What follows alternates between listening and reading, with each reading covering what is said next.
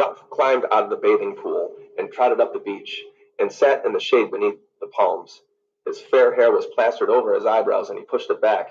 Simon was floating in the water and kicking with his feet, and Maurice was practicing diving. Piggy was mooning about, aimlessly picking up things and discarding them. The rock pools which fascinated him were covered by the tide, so he was without an interest until the tide went back. Presently, seeing Ralph under the palms, he came and sat by him. Piggy wore the remainders of a pair of shorts. His fat body was golden brown, and the glasses still flashed when he looked at anything. He was the only boy in the island whose hair never seemed to grow.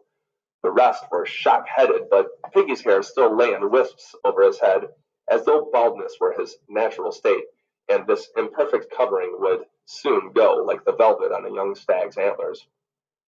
"I've been thinking," he said, "about a clock. We could make a sundial. We could put a stick in the sand, and then—" The effort to express the mathematical processes involved was too great. He made a few passes instead. "And an airplane and a TV set," Ralph said sourly, "and a steam engine."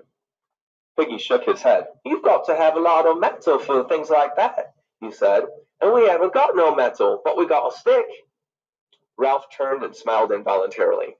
Piggy was a bore. His fat, his asthma, and his matter-of-fact ideas were dull. But there was always a little pleasure to be got out of pulling his leg, even if one did it by accident. Piggy saw the smile and misinterpreted it as friendliness. There had grown up tacitly among the Biggins the opinion that Piggy was an outsider, not only by accent, which did not matter, but by fat and asthma and specs, and a certain disinclination for manual labor. Now, finding that something he had said made Ralph smile, he rejoiced and pressed it as his advantage. "We got a lot of sticks. We could have a sundial each, and then we could know what the time was. A fat lot of good that would be. You said you wanted things done, so as we could be rescued." "Oh, shut up." He leapt to his feet and trotted back to the pool, just as Maurice did a rather poor dive. Ralph was glad of a chance to change the subject. He shouted as Maurice came to the surface, "Belly flop! Belly flop!" Maurice flashed a smile at Ralph, who slid easily into the water. Of all the boys, he was the most at home there.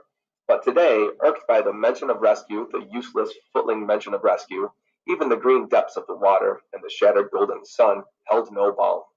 Instead of remaining and playing, he swam with steady strokes under Simon and crawled out of the other side of the pool to lie there, sleek and streaming like a seal. Piggy, always clumsy, stood up and came to stand by him, so that Ralph rolled on his stomach and pretended not to see. The mirages had died away, and gloomily he ran his eye along the taut blue line of the horizon. The next moment he was on his feet and shouting, "Smoke! Smoke!" Simon tried to sit up in the water and got a mouthful. Maurice, who had been standing ready to dive, swayed back on his heels, made a bolt for the platform, then swerved back to the grass under the palms. There he started to pull on his tattered shorts to be ready for anything. Ralph stood, one hand holding back his hair, the other clenched. Simon was climbing out of the water. Piggy was rubbing his glasses on his shorts and squinting at the sea. Maurice had got both legs through one leg of his shorts. Of all the boys, only Ralph was still. "I can't see no smoke," Piggy said incredulously. "I can't see no smoke. Ralph, where is it?" Ralph said nothing. Now both of his hands were clenched over his forehead, so that the fair hair was kept out of his eyes.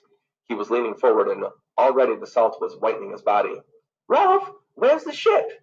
Simon stood by, looking from Ralph to the horizon. Maurice's trousers gave way with a sigh, and he abandoned them as a wreck, rushed towards the forest, then came back again.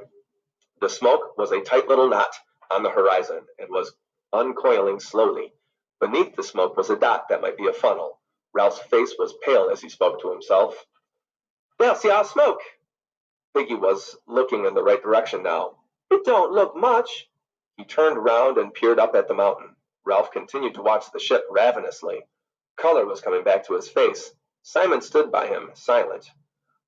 "I know I can't see very much," said Piggy, "but have we got any smoke?" Ralph moved impatiently, still watching the ship. "The smoke on the mountain." Maurice came running, stared out to the sea. Both Simon and Piggy were looking up at the mountain. Piggy screwed up his face, but Simon cried out as though he had hurt himself. "Ralph! Ralph!" The quality of his speech twisted Ralph in the sand. "You tell me," said Piggy anxiously. "Is that a signal?" Ralph looked back at the dispersing smoke on the horizon, then up at the mountain. "Ralph, please! Is that a signal?" Simon put out his hand timidly to touch Ralph, but Ralph started to run, splashing through the shallow end of the bathing pool, across the hot white sand, and under the palms. A moment later he was battling with the complex undergrowth that was already engulfing the scar. Simon ran after him, then Maurice. Piggy shouted, "Ralph, please, Ralph!"